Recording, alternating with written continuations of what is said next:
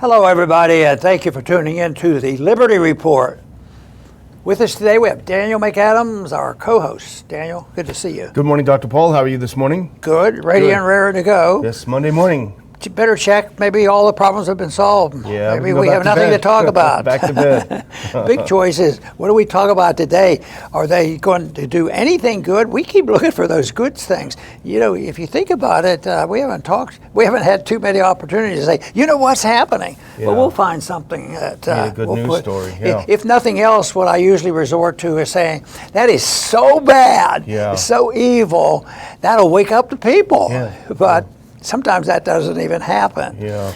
But we want to start off with a headline from Zero Hedge. It's pretty hot headline. U.S. military now is authorized to kill Americans on U.S. soil. That can't be possible. Yeah. Then I thought, after we talked about this a little bit, I said, well, you know, it's a big deal, except I'm afraid they've been doing that for a long time. When you think of the abuses in civil liberties and all the dumb policies they have, how many died at the hands of stupid government policy over COVID? Yeah. But that's over the top. You can't say that they have a responsibility. And that's on American soil. But what if we went to how many deaths have been killed by our foreign policy? Yeah. Civilians, Americans, and foreigners, a couple. So, but right now, this is a step. It's bold. Yeah. It's bold. Now authorized, and there's been some changes made in the law that says this. So I think this is a bad thing. I think it's another one of those point in history that it was acknowledged and it will get worse. And to me, that is, it's now official to have a police state. Yeah. You know, if we're not going to even pretend that we're not supposed to have, a police state, that we're not supposed to have the Army, policing our neighborhoods. That's what local policies were like in states and the whole works.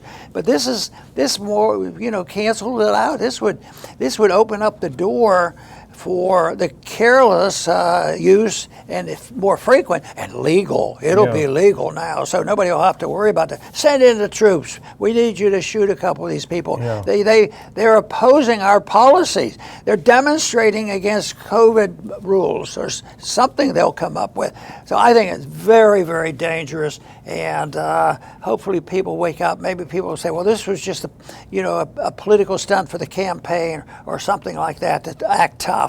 But I tell you what, sometimes they come up and nobody warned us that they were going to do this. It wasn't discussed in the Congress, and it's been sitting there. The main thing that most people should have known about is that you're not supposed to use the federal military to enforce laws. Yeah, and honestly, when you first sent it over, I started over the weekend. I was looking at it and I thought, surely this is a hysterical exaggeration. This guy, you can actually put up that first link if you can in a second when you get back over there. But I thought for sure this was someone just kind of, a little bit too conspiratorial. So here it is. Now, Zero Hedge picked it up from Armageddon Pros, which is a Substack which they often run. It says, U.S. military now authorized to kill Americans on U.S. soil, just ahead, intriguingly, of November elections, and that was my second thought.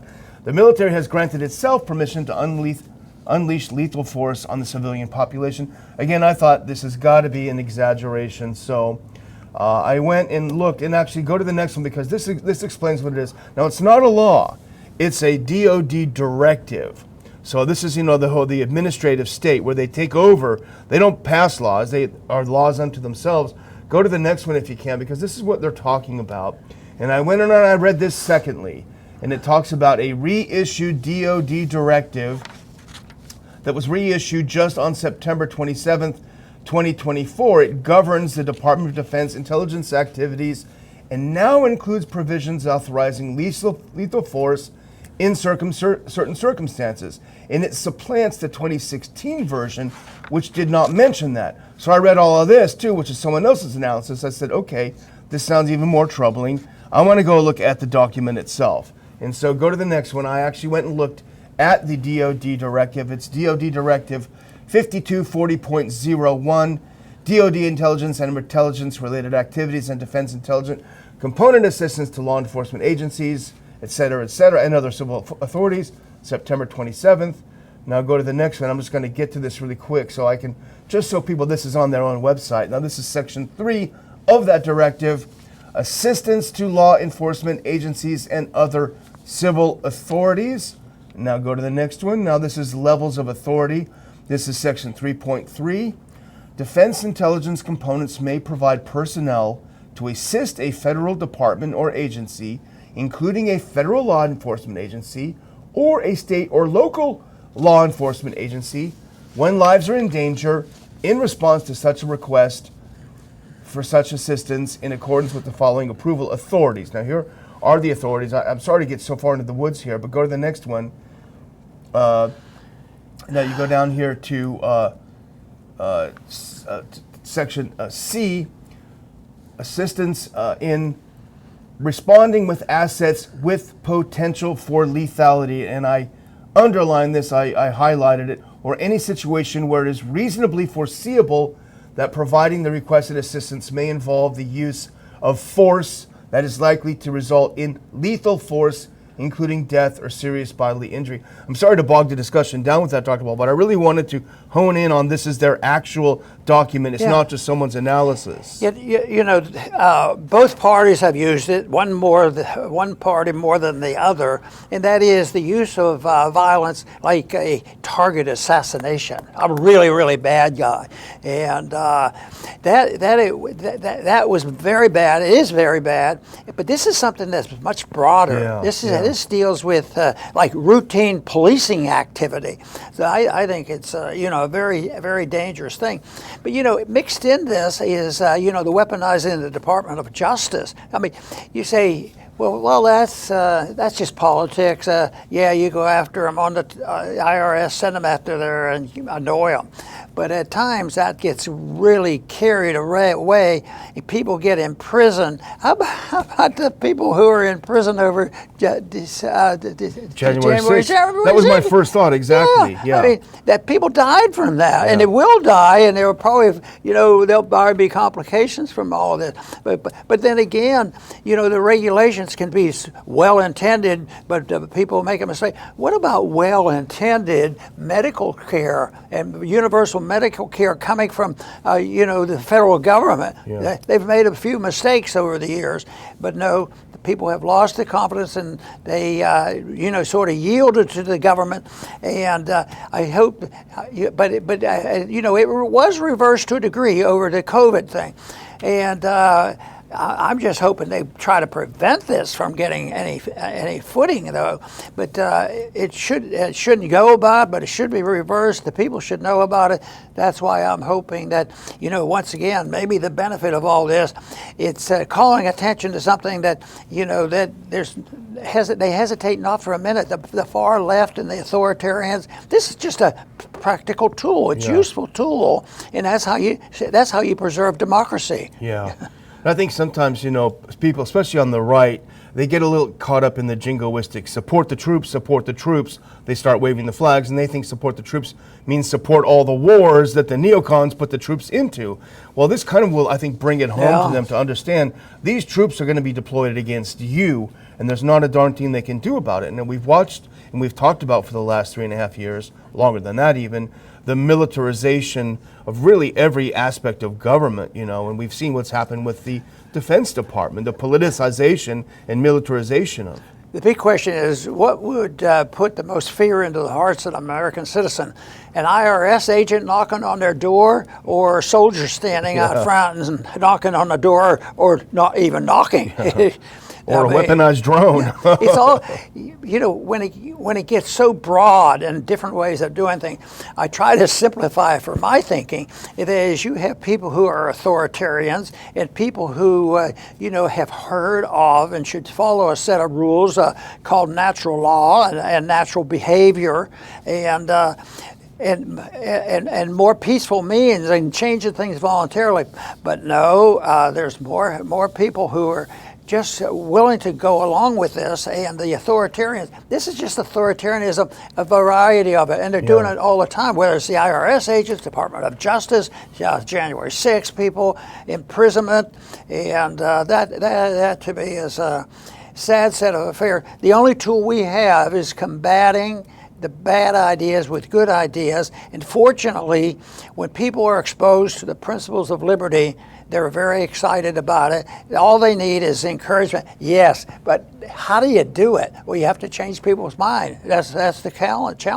I imagine the founders had a lot of second thoughts when they were thinking taking on the British Empire, and yet they did that without a gigantic army. The size of the army didn't matter. So that's why we should keep plugging away. Well, here's what does matter, though. It's directives versus laws. You know, are we a country of laws or of administrative directives? Now, this is a DoD directive. Now, if you go to the next clip, this is the law. This is part of U.S. code. This is what the law says about deploying troops in potentially lethal situations against Americans. This is called the Posse Comitatus Act. And you mentioned before the show, you wonder how much young people know about this. It may be a fact that they don't. Unfortunately, but this is 18 U.S. Code 1385, and let's read it together. Whoever, except in cases and under circumstances expressly authorized by the Constitution or Act of Congress, willfully uses any part of the Army, Navy, the Marine Corps, the Air Force, or the Space Forces as a posse comitatus or otherwise to execute the laws shall be fined under this title or imprisoned not more than 2 years or both. So doing these things are illegal. I would suggest a member of Congress should ask for a clarification on this. What I would do is, if I were a reporter and able to interview the candidates, and we were interviewing the two candidates for president, what is your position on posse comitatus? Yeah, exactly. Yeah. And assassination. Yeah, exactly. Define when it's okay to assassinate Americans or non-Americans. Yeah. Well, we'll see, but you're right. I mean, this seemed tailor-made for the January 6th type of thing. Yeah. Let's move on to the next one. This is another big story, and it really kind of ties for top story of the day. And over the weekend, there was a lot more flaring up in Lebanon and Israel, a lot more fighting going, a lot more people killed, a lot more slaughters. Some Israelis were hit in a military facility over the weekend. The response of the Pentagon was, okay, we're going to go ahead and get even further involved. Now, you got the antiwar.com write-up. I've got the Zero Hedge write-up. They're both essentially the same. But put this next one up. Here's a long and short of it. And this is what's very important to keep in mind. Some 100 troops will deploy in Israel to man anti-air batteries. So on Saturday, we are among the first outlets, this is Hedge, to report that the U.S. is preparing to deploy THAAD anti-ballistic missile systems in Israel. And I underline this, a major development which will put American troops directly in harm's way or boots on the ground in the showdown with Iran. And it was reported on the New York Times. So these 100 Americans are not observers like we had in Vietnam or advisors or anything. These are 100 Americans who will be involved in shooting these missiles into Iran or into the air to protect against Iran, but whatever the case, actively engaged in combat against Iran or Lebanon. You know, they pretend that we really don't have troops there and all. Yeah. And we'll never put troops on the ground, sending in the troops. But, we put these special forces in, we put CIA agents in there, and all the technology that we offer for them. So we're very much engaged. We can't escape the moral responsibility of what happens in so many of these places. And this, though, is really qualifies for, these are troops on the ground. Yes. They're in there. In combat. And in combat, shooting on, it's a little sophisticated. They're not driving a tank, but they're driving something probably a lot more deadly, and it sort of immunes them from the looking at what exactly they're doing. Oh, well, we're just looking at a screen here and telling people what to do, and we're directing these missiles. But it's a representation of the permission that the people allow our government to have to intervene every place and any place, and they don't really, the people so often aren't well versed in the Constitution, but there's a lack of interest in it. There's been a conditioning over the decades, many decades, of that the interpretation of the Constitution is not all that important. You have to be you can't be unflexible. You have to be flexible. And the Constitution was made to be flexible. Can't you amend it? Yeah, but why do you have to wait so long? Yeah. So what a tragedy. But they've made these plans. Matter of fact, they tested them a couple years ago, over there. But now it looks like now they're bolden and are making an assumption, and so you wouldn't expect anybody in the mainstream media. In the old days, you'd have a progressive in the mainstream media, for sure. but we don't have them. Yeah. We have progressives, but they're closer to what we're doing. Yeah. They have no place to go, so they come see us, and we understand. Yeah. America is sending these troops into harm's way, into combat. Put the next one on. This is from the same article, and I highlighted this part because you can't emphasize it strongly enough. This means that at least 100 American soldiers will be placed in positions likely to be targeted by another potential barrage of ballistic missiles from Iran. At a moment, Israel is preparing its own counterattack in the wake of the October 1st strikes, which witnessed about 200 missiles sent on Israeli territory from the Islamic Republic. Each full missile battery and associated systems cost American taxpayers a little bit of money, Dr. Paul, some $800 million to $1 billion. So it's money, but it also, if you're sitting on a weapon that's firing against another country, you're a target. These guys are sitting duck targets. Yeah, a lot of people die over this, and you say, well, what would it be like if you guys couldn't, you prevented us from getting involved there? I mean, are you just going to let Israel be annihilated? You know what? I don't believe that. No. I believe they would be more responsible to themselves, and they might make a bigger effort to get along with their neighbors. Yeah. And that's been known to happen. Yeah, I sure. mean, it isn't a natural thing for the different religions and beliefs in the Middle East to fight to the death's end. And that's what our money does. So Yeah. our money. I don't. The fact that I don't want to send money to Israel. And I don't want to send money to the Palestinians or anybody, that everybody would be better off to be less killing. Yeah. And I just think that there'd be a lot better world instead of bankrupting our country. And how many people have died over our interventionist foreign policy? It's so sad. I don't even want to think about it. But if you think about how many members of Congress hold stocks in the military-industrial complex, Oh, they do? wouldn't want to hurt their bottom line. I don't know if I knew about They're that. making out like bandits on this, so that's important. I wanted to just do a couple of tweets on this, Dr. Paul, just to give an idea of, first of all, it's putting American troops in harm's way, but it's also depleting our own defense needs. If you skip over that one and put on the first Brian Berletic. Now, Brian Berletic is a very astute observer. He is a former U.S. Marine. It's a tweet here. There you go. So this is a couple of important things about it. Pentagon confirms one THAAD battery to deploy to Israel. One battery has between 6 and 9 launchers for a maximum of 72 missiles. At 2 missiles per incoming target, one battery at full strength can be used against 36 incoming targets. I would add here that the Iranians sent over 200. So essentially, in a battle like we had couple of weeks ago, it will be useless. It's unlikely that one battery, Brian continues, together with Israel's existing air defenses, will be enough to prevent a large-scale massive barrage from inflicting heavy damage. Finally, he says successive waves of missile will not only exhaust both Israeli and U.S. interceptors, it will leave the U.S. depleted for years to come. And that's important, Dr. Paul. We do not manufacture many of these missiles.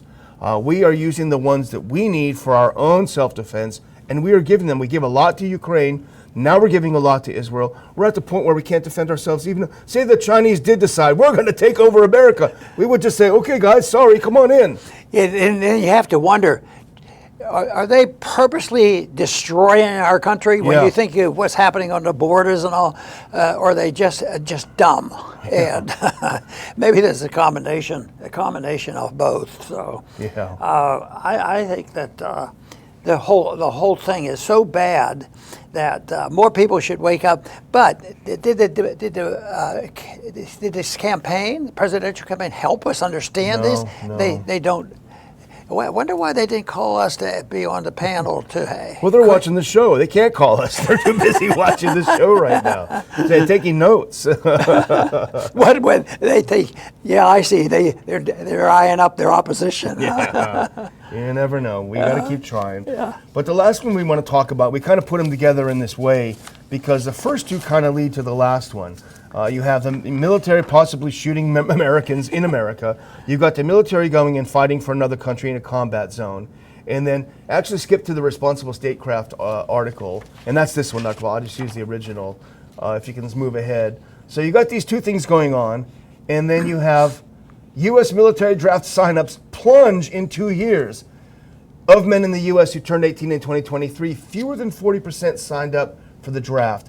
That's down from more than 60% in 2020, Dr. Paul. They are not rushing to sign up for the draft. No, that's good, and I think that's a good sign.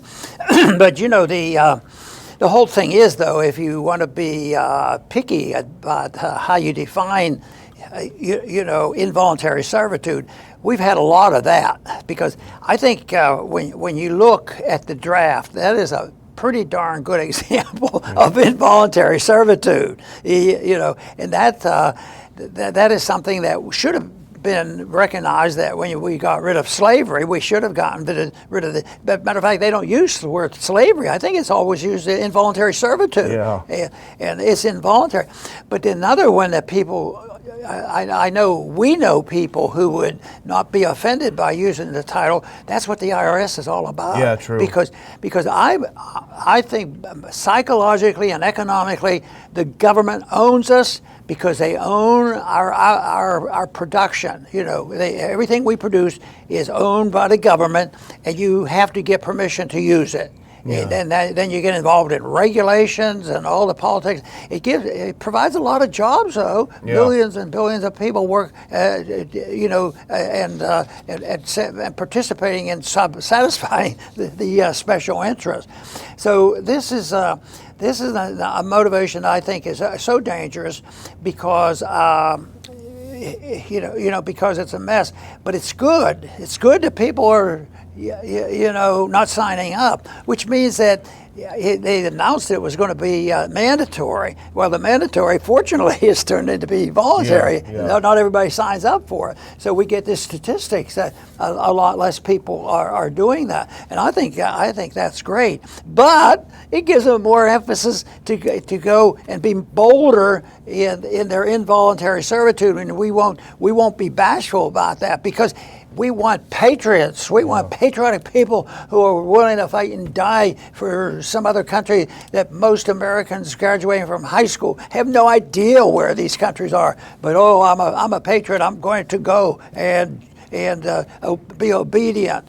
I think that they ought to be obedient to the guidelines that we're supposed to follow, and the guidelines have been given to us. There, of course, are the guidelines of the Constitution. Of course, I use a guideline called natural law, and that would make all the difference in the world. Absolutely. Well, I would give them a little bit of a clue. If you want guys to maybe sign up for this, not that they should, stop being involved in foreign wars. Don't tell them that they may have to kill Americans. You might be surprised. And also don't make the Army and military so woke. Yeah, right. And the increase was, or the decrease of people signing up is directly related to the more war in Ukraine. Yeah. But what happens if there's a war in the Middle East or in Taiwan? There is a little fighting going on in the Middle East, I guess. Well, I'm going to close out, Dr. Paul. First, I want to thank a couple of our live chat donors. We've got Steve Explos saying, thank you guys for keeping me sane during 2020 and beyond. He sent in $20, and we appreciate that. Doubting Thomas sent us 20, saying RPLR kept me sane during COVID. You mentioned COVID earlier. Thanks, guys, for the money. We really appreciate it, for keeping the show going. I encourage the rest of you who want to keep the show going to ronpaulinstitute.org and make a tax-deductible donation. Thanks a lot for watching the show. Over to you, Dr. Paul. Very good. And I too thank our viewers for tuning in, many on a regular basis, and helping us get the message out, because I happen to believe that's the strongest tool we have. It's the message, it's the ideas that we expose and expel, and that is so necessary. But the most, we're not going to be on the Main Street media and getting on the news. If we are, I'm afraid it might be a negative. So the whole thing is we still have some freedom. If we could do our program, we can reach people. Some days we reach a lot of people, and that's what we get excited about, and we think it's so important, because I think the ideas are much more important. I keep thinking about our American Revolution. Just think of the amount of money and the weapons and the strength of the colonists and their army compared to the British Empire. And who would have predicted? Oh, it'll be over in a couple years, and we're going to have this new Constitution, and things will get a lot better. Well, right now, we've sort of whittled away of that which became better, and now we are struggling to keep what we have left, but we also have to struggle to make sure the next generation, the current generation, know and understand exactly what true liberty is all about. And I think that is the reason that we promote our little program, because we want to promote peace and prosperity. Once again, thank you for coming and tuning in today.